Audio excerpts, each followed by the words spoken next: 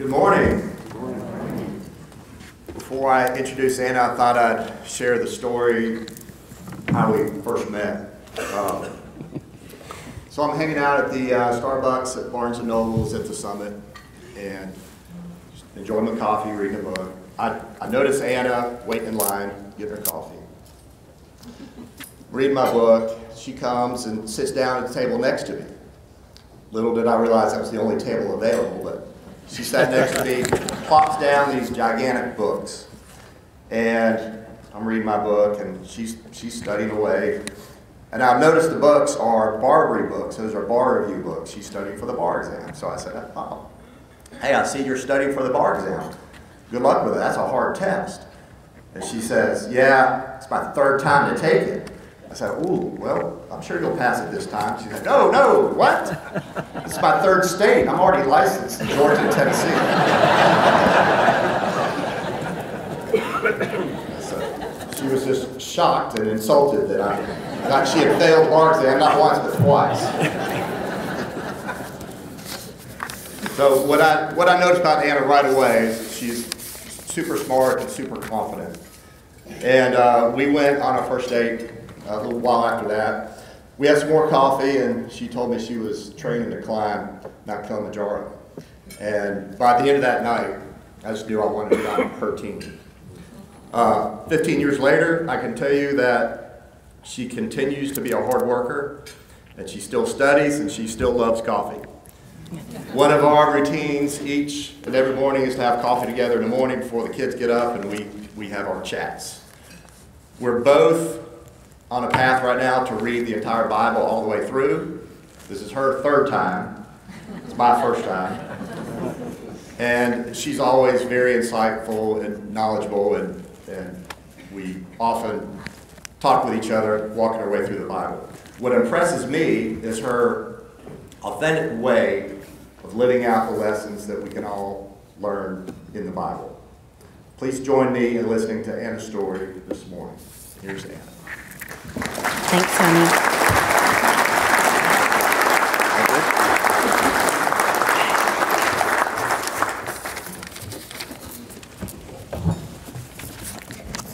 Hey, everybody. All of my pastors are sitting right there, so did y'all hear that? I read the Bible. Every day. Thank you for that intro, and thanks, everybody, for having me here today. I am really excited to be at this event. I love this event. I come every year, and I've always left feeling really inspired and encouraged, and I sure hope that you feel that way when you leave here today. As my dad mentioned, I have osteogenesis imperfecta, or OI for short. It's also called brittle bone disease because a hallmark of the disease are bones that break easily. To give you some idea of what that has meant for me, I've had over 200 breaks. And really, that's actually a pretty conservative estimate. I so often would go in for x-rays, routine x-rays, and we would discover breaks that I didn't even know I had. My parents tried to keep an accurate count of my breaks, and we abandoned that when I had had about 100 breaks by the time I was about 10. Because every time we'd go in and find new breaks, we would think, well, goodness, how many others have happened that we didn't track? This disease comes with a lot of pain, and so it's not always possible for me to tell when I have had a new fracture. OI is a genetic disease, but it does not run in my family.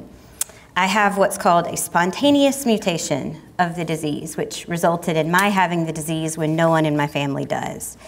There's a very small chance that this will happen.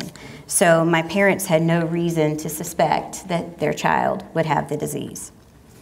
When I was born, the doctors did not give my parents a lot of hope. They initially told them that I wouldn't survive, and then that I would never walk or be able to live independently, and that I would require some form of specialized care throughout my life. That's a pretty heavy diagnosis. I'm sure that my parents were really scared when they heard these words. Back then, doctors told parents of kids with OI to put their kids on a pillow, literally carry their children around on pillows, and do anything they could to prevent fractures. My parents knew that they would have to take a different approach. Their thought was that if they were going to enable me to be as independent as I could, I would have to be strong. And so their effort was always directed at keeping me mobile. Their thought was the more mobile I would be, the more stronger I could be, and ultimately more independent. But this was tough because I was really fragile. I brought some pictures. There we go. I would break my legs as an infant just rolling around in my crib. My mom tells me that it took 2 people to change a diaper because she couldn't just grab my legs and lift them up. I had to have special clothes made for me because if my mom tried to put my arms in a onesie or a t-shirt, she'd break them. I broke bones all the time in the silliest ways. I could sneeze and break a vertebra in my back. I broke my arms and legs in my sleep, just rolling around. And I had a particularly bad femur fracture at age 3 or 4 when I bent down to pick up a coloring book that I'd dropped. There were dozens and dozens of breaks that happened like this. Little things that I did just living life that resulted in these huge injuries. I was in a cast more often than I was out of one. I broke my legs the most. And so my doctor was a really big fan of spica casts. These big casts, we called them body casts because they came up. I'm in one in this picture. The cast came up to my sternum and totally immobilized my leg so that it could heal. But those casts were made of plaster back then, and they were really hot and really heavy. I spent a lot of summers sweating in those casts. When I was young, I used my wheelchair a lot, and when I would be able to walk, it was always with 2 crutches. After every surgery, after every break, our goal was to get me mobile again, in whatever form that took. But I got really accustomed to having to start from nothing. I would work up to some level of mobility, have a big fracture, and then back to 0, start all over again. Now, when I was growing up, I grew up here in Vestavia, and there was nobody in Vestavia that looked like me. And really, everywhere I went, I felt like a total anomaly. Kids are very perceptive about how, especially adults, react to them. And I think kids with disabilities might be particularly perceptive in this way because I saw how people reacted to me. It was almost always, oh, bless your heart. And what that communicated to me was, I think unintentionally, people were communicating it to me, but what that told me was that I had a situation that other people would not want, that it was something they felt bad for. And I think it would have been really easy for me to decide that I was lacking in some way, or that there was something wrong with me. But really, I never felt that way, not once. And I think there's 2 reasons for that. One, I knew God. I knew that I was created by a God who created each of us and loves each of us, values each of us, and it never made sense to me that I would be valued any less by the God who created me. So the thought that I was lacking, that didn't make any sense. The other reason for my inherent sense of self-worth is because of the home life I had. Disability is always has been and always will be a part of my story, but it was never controlling the narrative in our house. At home, my parents had these huge expectations for their kids. Some might say they were a little hard on us. And those expectations were not reduced for me just because I had some additional challenges. I was smart. I was capable. In my parents' eyes, there was no excuse for me not to do my best and to act the right way. And this extended to broken bones, too. You know, when you have pain and when you have a break, there's some grief that comes with that. You, of course, grieve the pain that you have. I mean, it's hard not to. It really hurts. But you also grieve the missed opportunities, the plans that you miss out on, the social events that you have to miss. And I had plenty of that grief. But in our house, there was a limit to how long the pity party could last. My parents knew that if I was ever going to be independent, I was going to have to be resilient. And so the pity party had to come to an end at some point. When I broke both of my legs, I broke one leg the day before I started first grade, and I had a body cast. My mom couldn't lift me in that body cast, but I still went to school. She plopped me in a red wagon and pulled me to school. I broke both of my legs the summer before my freshman year of high school in a church choir tour basketball situation gone horribly wrong, and was in a body cast. But there was no pass for me. I didn't get to miss school just because I was in a body cast. Talk to any freshman girl that you know and ask if she would feel comfortable wearing her dad's shorts and t-shirts to freshman year of high school, because my clothes wouldn't fit over my cast. But school was happening whether my legs were broken or not, and I didn't get a pass on attending. My brother didn't get a pass either. He had a car, and the condition of his having a car was that he had to drive me to school. And that meant that he had to unload me in that body cast and figure out how to unload this massive reclining wheelchair I had and get me inside the building. I think we're both traumatized by that experience, but we survived it. Life went on, whether I was broken in some way or not, and so we kept on keeping on. Now, as I grew up, I wanted to do the things that my friends were doing. I wanted to water ski at my family's lake house, and I wanted to roller skate at my friend Lizzie's party. More than anything in the world, I wanted to play Vestavia girls softball. All of my friends played softball, and they all got trophies. And I wanted a trophy. So badly. My brother had played all sorts of sports. He had all these trophies in his room, and I didn't have any. My mom tried to appease me. She bought me a little trophy and wrote on it, Anna Curry, Best Daughter Award, 1987. And I was really proud of that trophy. I still have that trophy. But that wasn't going to cut it. I wanted the real deal. And I wanted a jersey with my name on it. Those were my goals.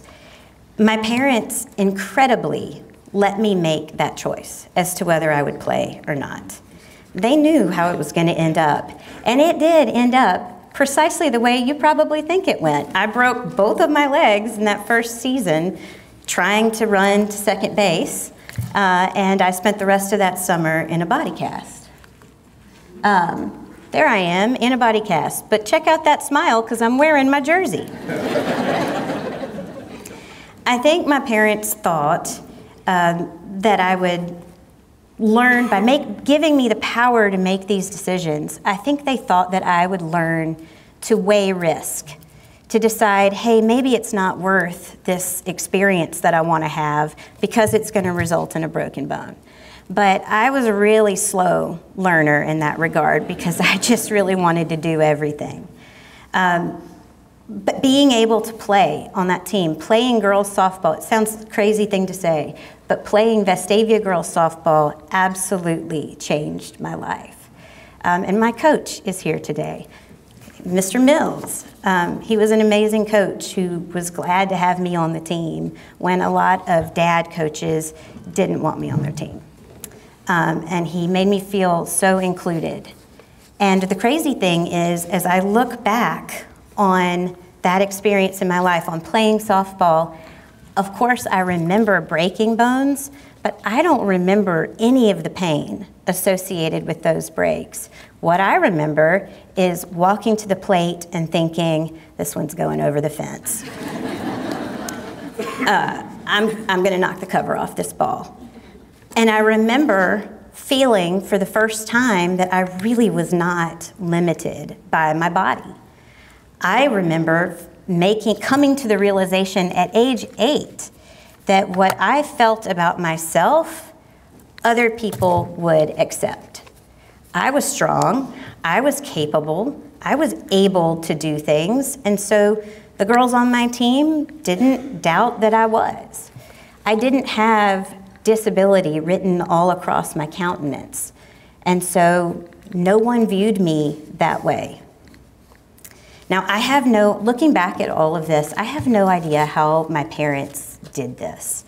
I have kids of my own, and I hate to see them get hurt. I can't imagine what it was like for my mom to sit in the bleachers and watch me take the field, knowing that if I got hit in the chest really hard, it could kill me. Or if I bent the wrong way, I would break a bone. But I think my parents knew that I was gonna have to be tough if I was gonna make it. And they wanted me to have autonomy. One of my dad's favorite expressions is, a ship is safe in harbor, but that's not what a ship is for. I can't think of a better expression to encapsulate their parenting philosophy. I think they knew that if they wanted me to live a life where I was not walking in fear, they were gonna have to be brave for me. And I really tested this because I continued to make some really questionable choices.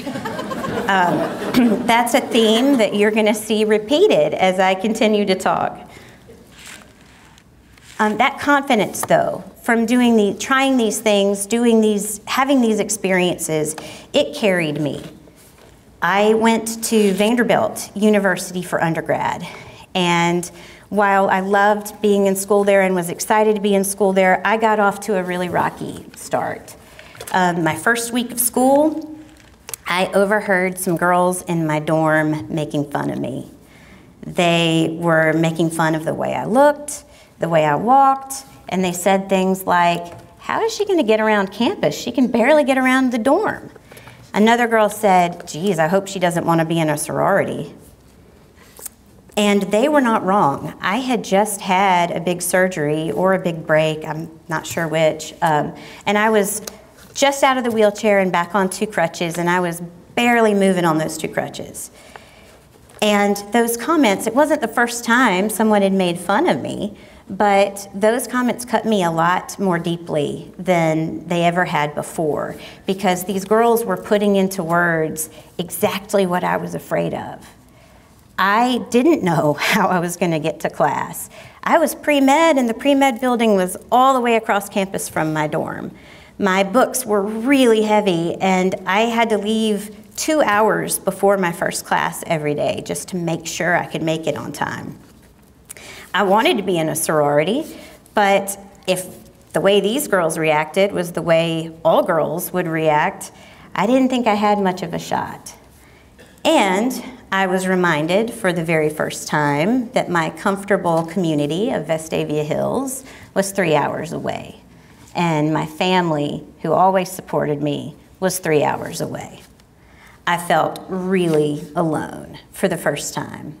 And I remember going back to my dorm room and praying and saying, God, please heal my legs so that I can blend in a little more. Please just help me blend in, which I think is probably a prayer that a lot of freshman girls pray in college.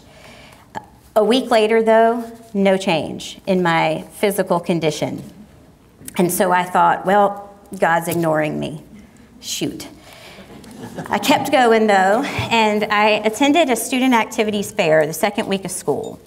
And I was walking through the fair and I spotted two really good-looking guys hanging out at the rowing team booth. And I decided right then I was going to be a rower.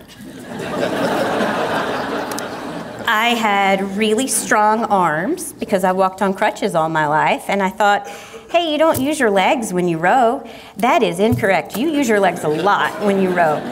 But I didn't know that, and so I very confidently walked up to this table. And the guys saw me coming and were really excited to see me. I mean, I was a little bit like, but they were really excited to see me, and they told me, you have to sign up. You have to sign up to be on the team. And I thought, what do you know? I guess they recognize raw athletic talent when they see it. I showed up for the first practice. Those guys were there. They were helping me get in the boat, and they walked me right past the seats where there are oars attached, and they plopped me down in this little bench seat at the back of the boat. You wouldn't even notice that bench was there unless you were looking for it. And I said, wait a minute, where is my oar? And they said, well, you're the coxswain, you don't need an oar. And I was like, I'm sorry, I'm the what? And I learned that day about the coxswain position. If you've seen or read Boys in the Boat, then you know that the coxswain position is an important one. The coxswain steers the boat. They're responsible for executing the race strategy while the team is on the water. And because they are the dead weight in the boat, and because they have to coach the team while the coach is back on the dock, it's really advantageous to have as your coxswain someone who is really small and really loud. I mean, what sport could be more perfect for me? It turned out that my size was a huge advantage. So big an advantage that at many of our races, I had to sit with a 25-pound bag of sand under my legs. They assigned me to the team that was the most competitive team at that time, which was the men's team. So I had 8 men who couldn't do anything unless I told them to. And I fell in love with rowing. The boys in my boat ended up being a tremendous blessing to me. I didn't ask them to help me, but they started showing up at my dorm, and I have no idea what I did to make that slide so wonky. They started showing up at my dorm to help me carry my books to class. I had a lot of breaks during my college years, usually with those guys because we were doing something stupid like playing football. But when that happened, they got me to the doctor, they got me the help I needed. And they are still, to this day, my very best friends. We can't take a normal picture, ever. That's the best I could come up with. What is funny is that the girls in my dorm who had been so mean to me were suddenly pretty nice to me when I started hanging out with these guys. I had asked God to help me blend in, and I had assumed that He ignored me because nothing changed about my appearance. But I now believe that God absolutely answered my prayer with, no, I'm not going to let you blend in because I designed you to stand out. The things that made me so different were a huge asset, not just on the rowing team, but on campus also. I had no problem with Rush, and when I ran for student government, it certainly helped that I was recognizable.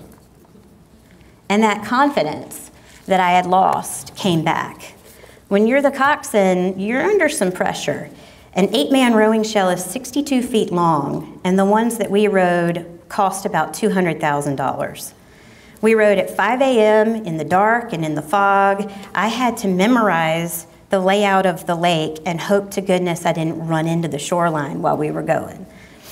I was responsible for the boat and the men in it. They had to trust me because of my position. I, no doubt, would have crumbled under this pressure at any other time in my life. But I have no doubt that God put me in that coxswain seat and was with me in that coxswain seat. I had the confidence because of him, and that carried me through. Now I want to fast forward a few years. By this point, I had graduated law school. I was working for a big firm in Atlanta. I had enjoyed this wonderful, glorious 2 or 3 year streak where I hadn't broken a major bone in a while. I was walking without crutches for the first time in my life and really enjoying myself in Atlanta. I was playing football with some friends on the beach, that theme continuing, and I broke my femur. Had to have an emergency surgery on that leg, and then a few months later, surgery on my other leg. And the surgeries didn't go well. My recovery didn't go well, and I was in pretty bad shape. I was back in the wheelchair, I couldn't put weight on my legs, and I was in a ton of pain that lingered long after the surgeries had passed. To top it all off, I was left with a non-union fracture in my tibia. That's where the bone is broken and it won't knit back together. I had a rod down the middle of the bone holding the bone together, but whenever I would put weight on that leg, it just felt like a freshly broken leg. My doctor in Atlanta told me that I was going to have surgery to fix the leg, and I was so frustrated. I didn't want another surgery. I was so frustrated at losing all that independence, and truth be told, I was pretty frustrated with God. I felt kind of shortchanged. I sort of felt like, haven't I been through enough by this point? I mean, we know that suffering produces endurance and character and all of that stuff, but don't I have enough character at this point? I felt like I had more character than any one human needed by that point. I just couldn't see how that incredibly dark time could fit into any sort of good plan. I asked God before bed one night, I said, God, I know you're in the business of doing miracles. I want one. I want you to heal my leg. I want to wake up tomorrow and my leg be healed. I demanded this of God. And while that would be an amazing story to tell, that's not the story. That's not what happened. I woke up, the leg wasn't healed. It wasn't healed a week, a month, or a year later.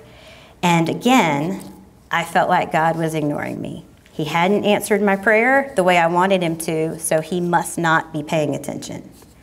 But I was tired of being down in the dumps, and I knew that it was time for me to do something to pull myself out of that rut. So I decided to do what I think that really any reasonable person in my position would do: climb a mountain. I researched and learned that Mount Kilimanjaro, while it is a really big mountain, it's not like Mount Everest or Annapurna. You don't have to have technical climbing ability to climb that mountain. You just have to be in really good shape and able to tolerate altitude. So I decided that's my mountain.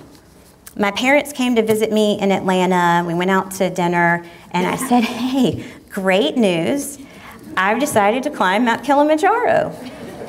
And there was total silence. My dad broke the silence saying, okay, when do we leave? Parents in the room, take note.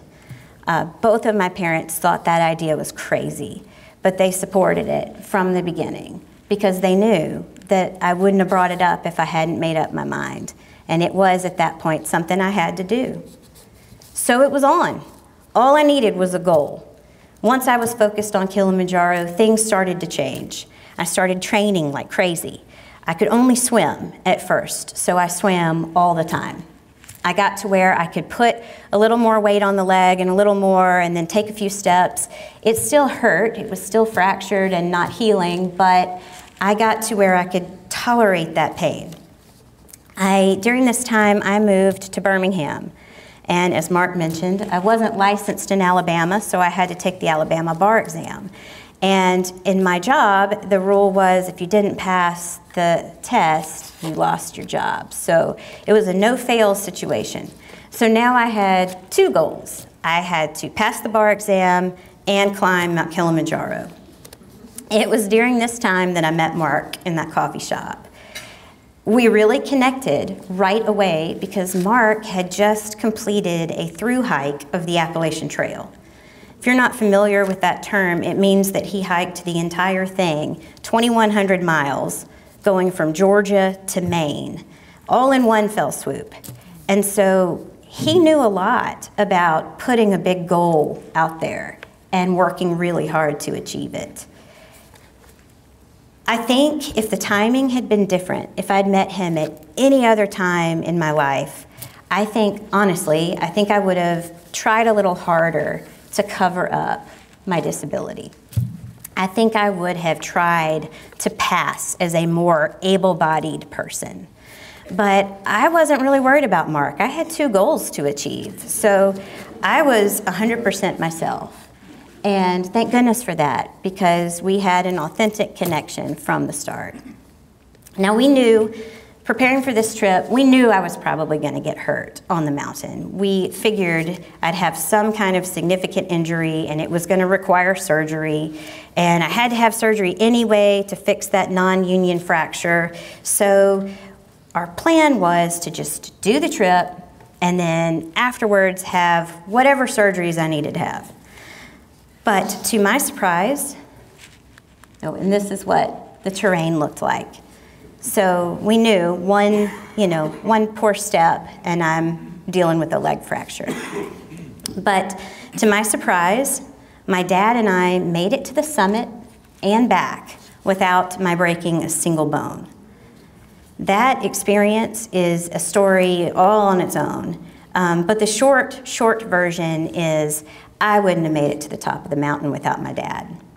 I would have turned back on day 5 when I hadn't slept in 4 days and my body was aching and it got really cold.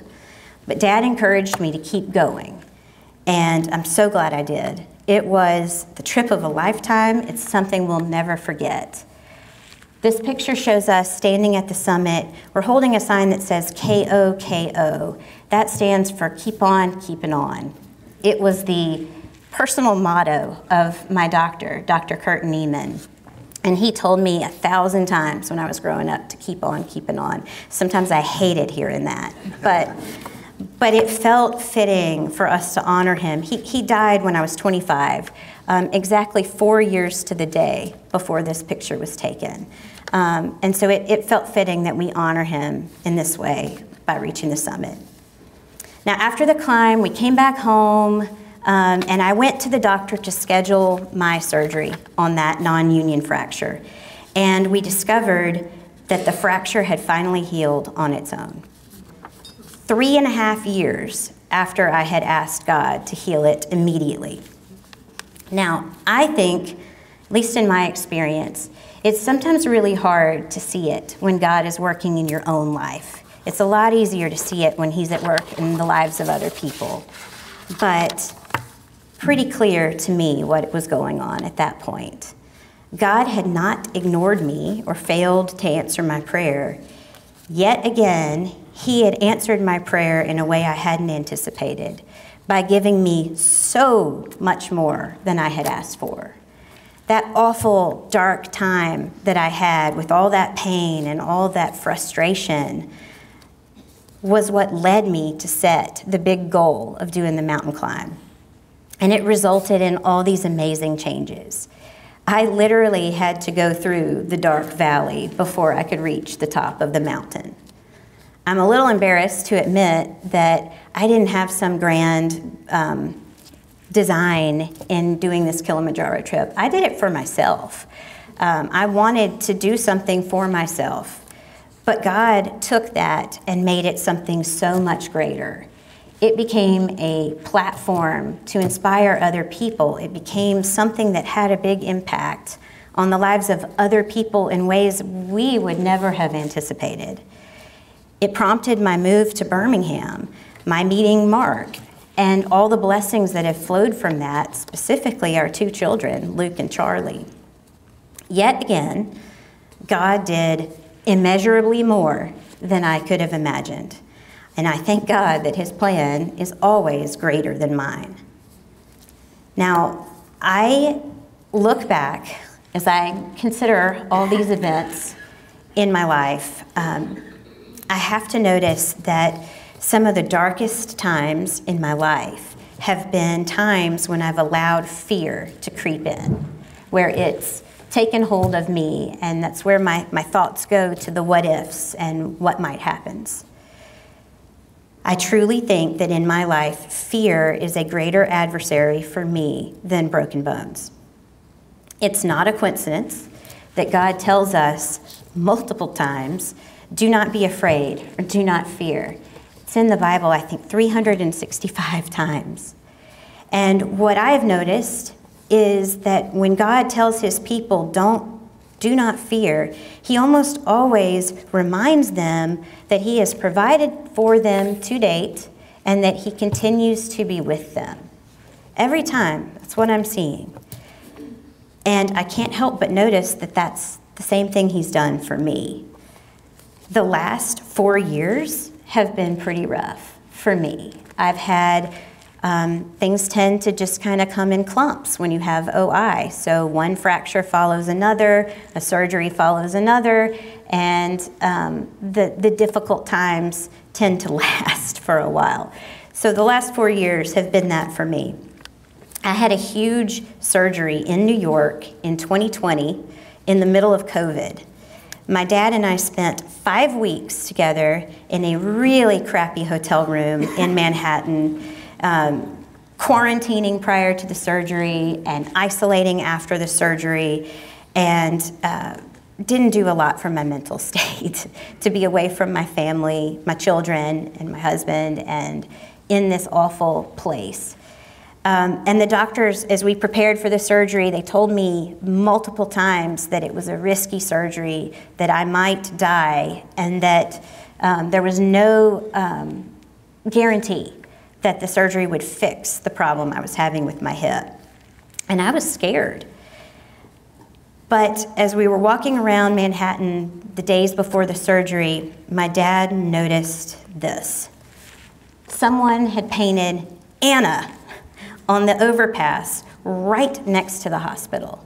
It was literally all you could see when you looked out the windows of the hospital. And 2 years later, when I was back in Manhattan for another surgery on my other leg, Mark noticed this on the side of a building. Harder to see, but it says, "My name is Anna, and I approve this message." And last year, when I broke my femur, and I was in the back of an ambulance heading to Nashville in the middle of the night for another emergency surgery, I was calm, surprisingly calm. I thought, you know, I've been down this road before, and I know I'm not alone. I've gotten through this before, I'll get through it again. I still grieve my breaks.